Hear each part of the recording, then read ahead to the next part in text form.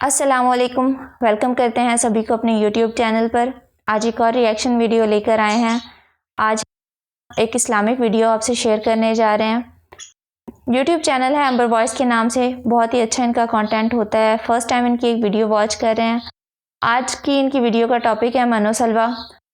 Video को देखेंगे और फिर आपसे शेयर करेंगे कि वीडियो हमें कैसी लगी है। तो हमेशा की तरह आज भी गुजारिश करेंगे कि वीडियो को एंड तक देख लीजिएगा। वीडियो पसंद आ जाए तो लाइक और शेयर भी कर दीजिएगा और चैनल को सब्सक्राइब भी कर दीजिएगा। ये आपके लिए तो बिल्कुल फ्री है, लेकिन इससे हमारी बहुत ज़्यादा हेल्प हो जाती है और हमें मोटिवेशन भी मिलती है आपके लिए मज़ीद अच्छी इंफॉर्मेटिव वीडियोस आपसे शेयर करें। साथ ही साथ आप कैसी वीडियोस देखना चाहते हैं वो भी हमें कमेंट बॉक्स में ज़रूर बताइएगा। बिस्मिल्लाहिर्रहमानिर्रहीम। वेलकम करते हैं आपको अपने यूट्यूब चैनल में। इस्लामिक वीडियो लेकर आपकी खिदमत में हाजिर हुए हैं मनो सलवा के उन्वान से। मनो सलवा, जैसा कि आप लोगों को पता है कि मीठी और नमकीन एक डिश हुआ करती थी जो कि बनी बनाई अल्लाह ताला मुसलमानों पर भेजता था। लेकिन उस वक्त के जो मुसलमान थे उन्होंने मनो सलवा छोड़कर तरकारी वगैरह को खाना पसंद किया और अल्लाह के नबी से दुआ करवाई कि हमें इसकी बजाय तरकारी या जो भी सब्ज़ी है, प्याज वगैरह, वो हमें दे, हम वो खाना चाहते हैं। ये वो मौजू है जिस पे हमें कुरान में भी काफ़ी कुछ मिलता है और बचपन से हम इसको सुनते आ रहे हैं। और इसी मौजू पर आज वीडियो बनाई गई है अंबर टीवी की तरफ से, अंबर वॉइस की तरफ से। तो आज वो वीडियो देखते हैं, फिर आपसे अपना रिव्यू रिएक्शन शेयर करेंगे। पहले वीडियो देखते हैं, उसके बाद आपसे अपना रिएक्शन शेयर करते हैं। आइए मिलकर वीडियो देखते हैं। आसमान से उतारा गया एक लजीज और मुआजिज़ाती ग़िज़ा। ये खाना बनी इसराइल पर कब और क्यों नाजिल किया गया था? क्या ये ग़िज़ा जन्नत से आया था या ज़मीन पर पैदा हुआ था? बनी इसराइल ने ऐसी क्या नाफरमानी की थी कि इसका असर आज तक हर तरह के खाने में मौजूद है?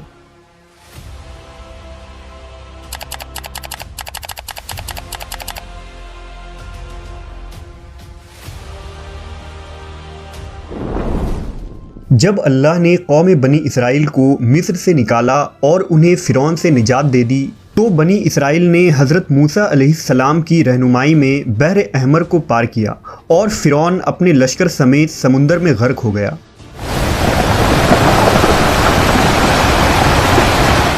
जब हज़रत मूसा को कुछ इत्मीनान नसीब हो गया तो अल्लाह का हुक्म हुआ कि आप बनी इसराइल के इस लश्कर को लेकर अर्ज़ मुक़द्दस यानी शाम में दाखिल हो जाएं, जिस मुक़द्दस सरज़मीन का वादा बनी इसराइल से लिया गया था और जो उन्हें अता की जाने वाली थी। लेकिन उस वक्त अर्ज़ मुक़द्दस पर कौम अमालका का कब्ज़ा था, जो बदतरीन कुफ़ार थे और बहुत ताकतवर, जंगजू और नहायत ही ज़ालिम लोग थे। हज़रत मूसा अलैहिस्सलाम बनी इसराइल को हमराह लेकर अमालका से जंग के लिए रवाना हुए, जिनकी तादाद 6 लाख थी। लेकिन जब ये लोग अर्ज़ मुक़द्दस के करीब पहुँचे तो उनके दिल में खौफ तारी हो गई और बुज़दिली पैदा हुई।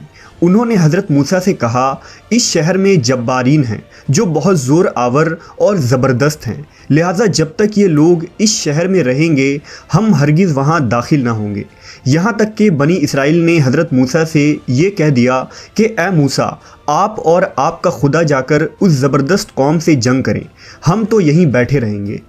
उनके इस रवैये से हज़रत मूसा को बहुत सदमा हुआ, लिहाजा अल्लाह ने उन्हें ये सज़ा दी कि जिस वादी में उन्होंने पड़ाव डाला था वहाँ 40 सालों तक वो भटकते रहे, मगर इस मैदान से बाहर ना निकल सके। इस मैदान का नाम मैदान तिया था, जो 27 मील के रकबे पर मुश्तमिल था। रिवायत है कि बनी इसराइल के लोग सामान उठाकर सारा दिन चलने के बाद रात एक जगह पर पहुंचते और जब सुबह होती तो वो वहीं मौजूद होते जहां से वो चले थे। लिहाजा अब बनी इसराइल इस मैदान में फंस चुके थे और एक हफ्ते में सब का सामान ख़त्म हो गया तो सारी की सारी कौम तौबा व इस्तग़फ़ार करने लगी और माफ़िया मांगने लगी। मैदान तिया में होने वाले इस सख्त इम्तहान और मुश्किलात को देखकर हज़रत मूसा अलैहिस्सलाम को अपनी कौम पर रहम आया।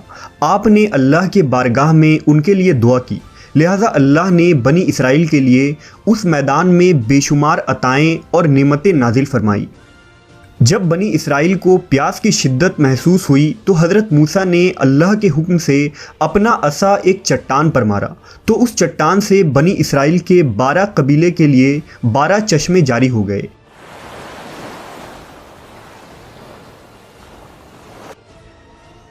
چونکہ یہ وادی وسیع میدان پر پھیلا تھا، وہاں سر چھپانے کے لیے کوئی جگہ نہ تھی، اور دن کے وقت سورج کی دھوپ اور تپش سے بنی اسرائیل بدحال ہو جاتے تھے۔ لہذا دھوپ سے بچاؤ کے لیے ایک بہت بڑا سفید بادل سارا دن بنی اسرائیل کے لوگوں کے لیے سایہ کرتا تھا۔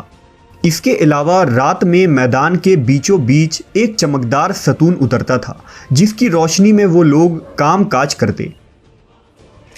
اس کے علاوہ بھی اللہ نے ان پر بہت سی عنایتیں کی تھی۔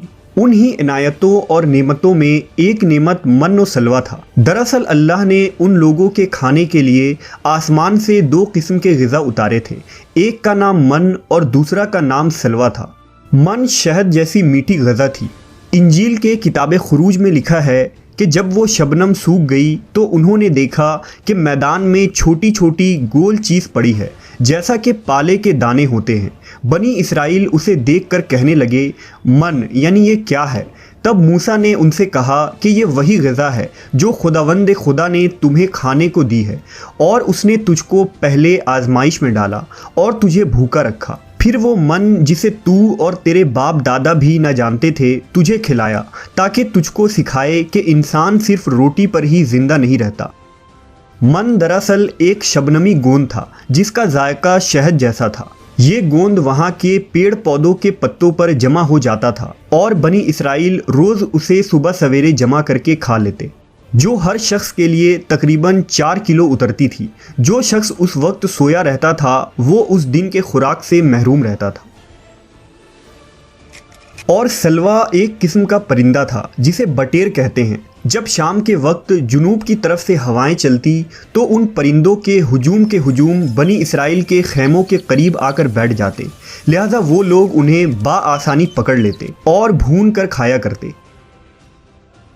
من و سلوہ ایسا کھانا تھا جو انتہائی آسانی سے ہضم ہو جاتا تھا، رنگ، خوشبو اور ذائقے میں بے مثال تھا۔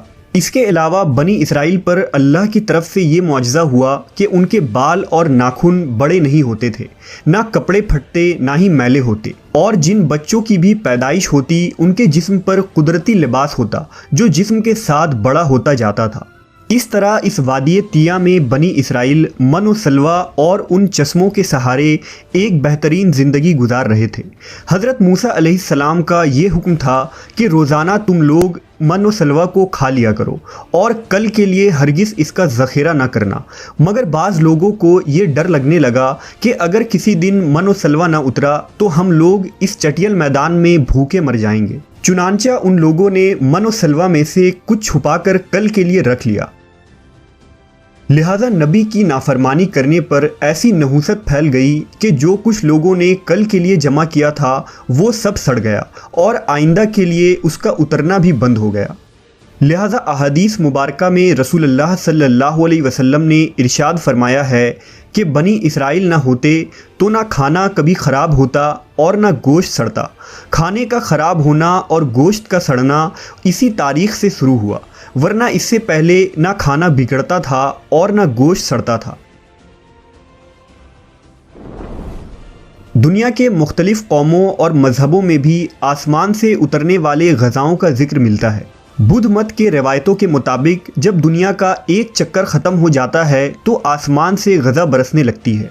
اسی طرح ہندو مذہب کے پران رگ وید اور اتھرو وید میں بھی بادلوں سے شہد برسنے کا ذکر ملتا ہے، اور قدیم یونانیوں کے یہاں بھی ایک ایسی آسمانی غذا کا ذکر ملتا ہے جس کا ذائقہ شہد جیسا تھا۔ یہی شہد جب دریاؤں پر برستا تو ان کا رنگ دودھ کی طرح سفید ہو جاتا۔ ہم نے دیکھا کہ خدائے برحق نے بنی اسرائیل کے نجات کے لیے سمندر کو چیر کر راستہ پیدا کر دیا، وادی طیہ میں ان کے لیے بادل کا سایہ بھیجا، ان کے پینے کے خاطر چٹیل اور بنجر میدان میں چشمے جاری کیے، اور کھانے کے لیے آسمان سے من و سلوہ بھی نازل کیا۔ لیکن ان تمام نعمتوں اور راحتوں کے ملنے کے باوجود بنی اسرائیل کے سرکش لوگوں نے اللہ پر توکل نہ کیا۔ انہوں نے خدا کے معجزات کو اپنے آنکھوں سے دیکھا تھا، لیکن اس کے باوجود انہوں نے کھانے کو اگلے دن کے لیے جمع کرنا شروع کر دیا۔ बिल्कुल इसी तरह जब हम किसी मुसीबत और परेशानी में फंसे होते हैं तो हम ये याद नहीं रख पाते कि अल्लाह ने इससे पहले हमारे लिए क्या किया और हमें कितनी नेमतें अता की थी। हम सिर्फ ये देखते हैं कि इस वक्त हम इतनी बड़ी मुसीबत में फंसे हैं। मुश्किलें चाहे कितनी ही बड़ी क्यों ना हो, ये याद रखनी चाहिए कि उन मुश्किलों से भी बड़ा हमारा परवरदिगार है, जिसके लिए कुछ भी नामुमकिन नहीं। इसी तरह रिस्क के खातिर हमें आने वाले दिनों की फिक्र करने की ज़रूरत नहीं, क्योंकि खुदावंद पर भरोसा रखने वालों को वो गैब से रिस्क अता करता है।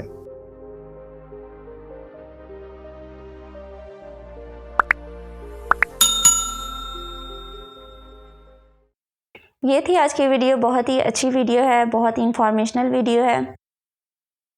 वीडियो देख के बहुत मज़ा आया और बहुत कुछ सीखने को भी मिला है।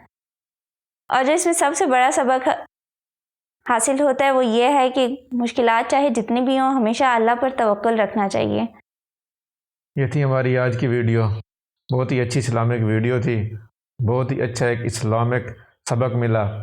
और इसको देखने के बाद बहुत सारी चीज़ें हैं जो हमें पहले पता नहीं थी मन्नो सलवा के हवाले से और हज़रत मूसा की कौम के हवाले से, जो इस वीडियो को देखने के बाद आज हमें पता चली हैं। और उसके बाद अल्लाह ताला ने बहुत सारी रहमतें अपने फजल और करम इन पर नाज़िल किए और इसके बाद भी नाज़िल होते रहे, इससे पहले भी नाज़िल होते रहे। लेकिन कुरान पाक में जैसे कि कई बार अल्लाह ताला इरशाद फरमा चुके हैं बनी इसराइल के हवाले से कि अल्लाह ताला की तुम लोगों ने बहुत सारी नेमतों को जुटलाया और अल्लाह ताला ने तुमको बहुत सारी नेमतें दी हैं। ये कुरान पाक में मुख्तलिफ़ जगह और बहुत बार आया है।